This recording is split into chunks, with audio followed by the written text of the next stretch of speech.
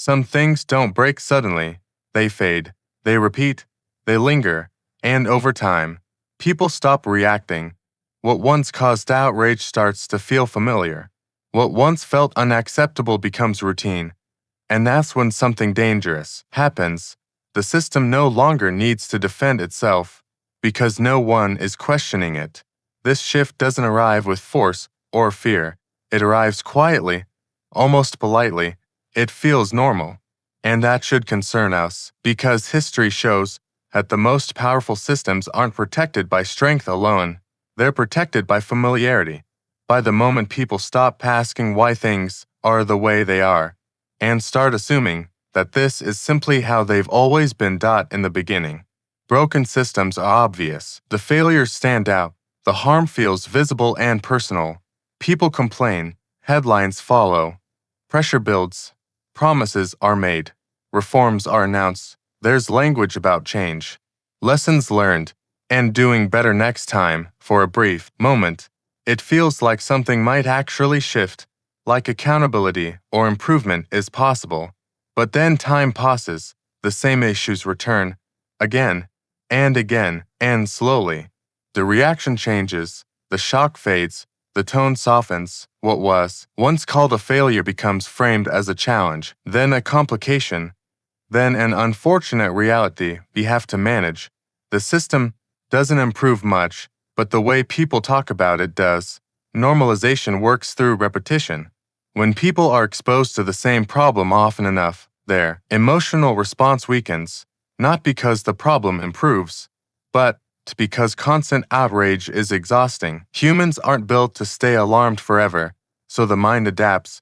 The unacceptable becomes tolerable, the tolerable becomes expected, and eventually, the expected becomes invisible. At that point, the system no longer feels broken, it feels inevitable, and inevitability is one of the strongest defenses power can have. Language plays a crucial role in this process. Early on, failures are called failures. Later, they're called setbacks. Then inefficiencies. Then trade-offs. Each shift in language reduces urgency, reduces blame, reduces the sense that something is truly wrong. When problems are described as complex, technical, or unavoidable, questioning them starts to feel naive. Holding systems accountable starts to feel unrealistic, even unfair. And that's how broken systems avoid being challenged, not by denying harm, but by reframing it until it feels normal. Media cycles accelerate normalization. The first time a failure happens, it dominates attention. The fifth time, it competes for space. The 10th time, it barely registers. New crises replace old ones. Fresh outrage pushes past outrage into the background, and without sustained attention, there's no pressure to fix anything. Systems don't need to improve if they can simply outlast the spotlight. Once attention moves on, the system remains slightly adjusted, rebranded, but fundamentally unchanged. Distance also makes normalization easier. Many broken systems operate far from everyday life. They exist inside institutions, procedures, regulations, and layers of authority most people never directly interact with.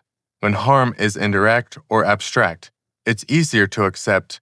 People sense something is wrong, but they don't know where to focus their frustration. Responsibility feels unclear, and when responsibility is unclear, questioning fades. Confusion slowly turns into acceptance. Acceptance turns into silence.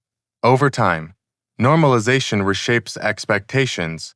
People stop asking whether a system works. They start asking how to navigate it, how to survive it, how to adapt to it. The goal shifts from change to coping, and once that shift happens, the system becomes untouchable, not because it's defended aggressively, but because it's assumed. Challenging it feels disruptive, unrealistic, even dangerous. Stability, no matter how flawed, begins to feel safer than uncertainty. This is where systems gain their strongest protection, not through laws or enforcement, but through psychology. When failure becomes routine, people stop imagining alternatives. They stop believing things could be fundamentally different, and without that belief, There's no pressure for real change. Power doesn't need to silence critics if critics no longer expect improvement. What makes this unsettling is that normalization doesn't require manipulation in the obvious sense. There doesn't need to be a plan or coordination. Incentives do most of the work. Systems that survive failure without consequences continue as they are. Systems that face repeated disruption learn to reduce scrutiny, not improve outcomes. Over time, endurance becomes success, survival becomes proof of legitimacy, and broken systems begin to look stable simply because they haven't collapsed. Normalization also weakens accountability. When failure is common, it stops feeling exceptional enough to demand answers. Each incident blends into the last. Responsibility becomes diluted, blame feels abstract, and holding anyone accountable starts to feel pointless because the problem is framed as structural, historical, or inevitable. Accountability fades not because people don't care, but because the system has made caring feel ineffective. Once a system reaches this stage, it becomes remarkably resilient. Criticism is absorbed. Reforms are cosmetic. Language evolves. But the core remains untouched. The system no longer needs to justify itself. It simply exists, and existence, repeated long enough, becomes acceptance. The most dangerous part is that normalization is invisible while it's happening. There's no clear moment when people decide to stop questioning, no announcement, just a gradual lowering of expectations, a quiet adjustment to reality. And by the time the pattern becomes obvious, it already feels too entrenched to challenge. So, when you encounter a system that consistently fails but never changes, it's worth asking a different question. Not why it's broken, but why its failure feels normal, why it no longer shocks, why it no longer demands answers. Because the systems that are truly untouchable aren't protected by force, they're protected by familiarity. Once failure feels normal, questioning feels unnecessary, and that's how broken systems survive, not by fixing themselves, but by teaching everyone else to live with them.